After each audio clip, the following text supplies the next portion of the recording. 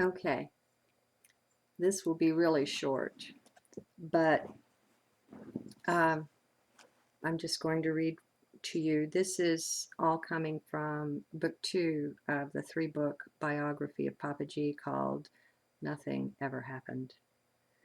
And someone asked him a question.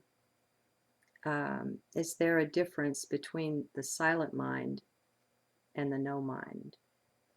And in order to give the answer, Papaji gave the very best explanation of coming out from source and going back that I've ever seen.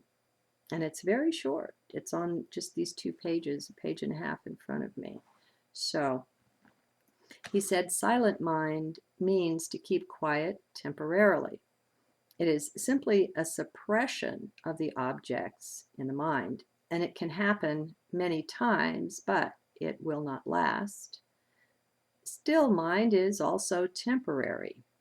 Meditation or concentration can result in still mind. It is like the flame of a candle. When there is no breeze, the flame will be still. When a wind comes, the candle will flicker and go out. Still mind will be blown away as soon as it encounters the wind of a new thought. Before we speak about no mind, we have to see what mind is. Let us start from consciousness. Sometimes you want to look in a mirror to see what you look like.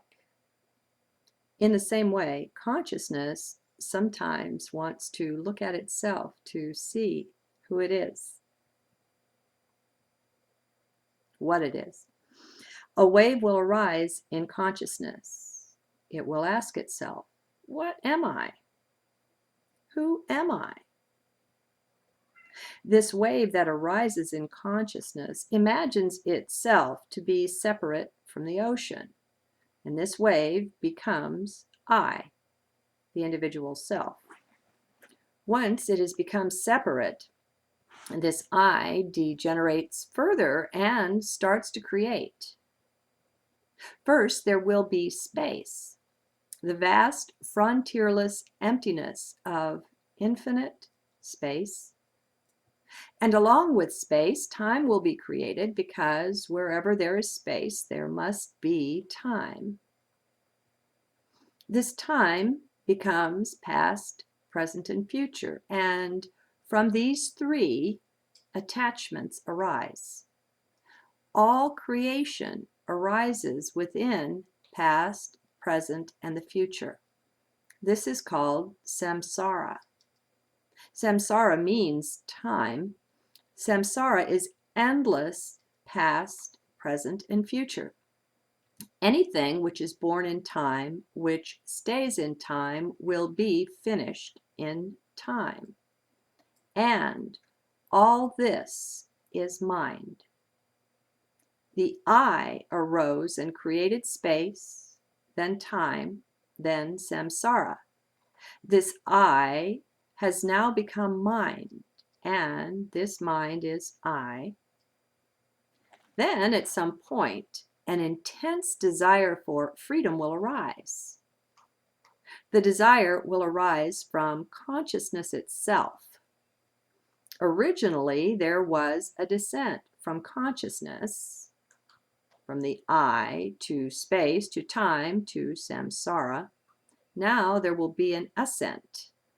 As you ascend, attachment to physical objects will go, then to vital objects, then to mental objects, and then to intellectual objects. Finally, you return to I alone. This I is still mind. This I has rejected everything. It exists alone with no attachments. It cannot go back to the world of attachments, to samsara. It has a desire for freedom. It wants to return to its original place. The I which rose from consciousness, is now returning to consciousness. It takes the decision, quote, become the no mind now, close quote. And with that decision, the I is gone. The I, which is the mind, has been rejected, but there is still something there which is between the I and consciousness. This in-between thing is called no mind. This in-between entity will merge into consciousness, and then it will become consciousness itself.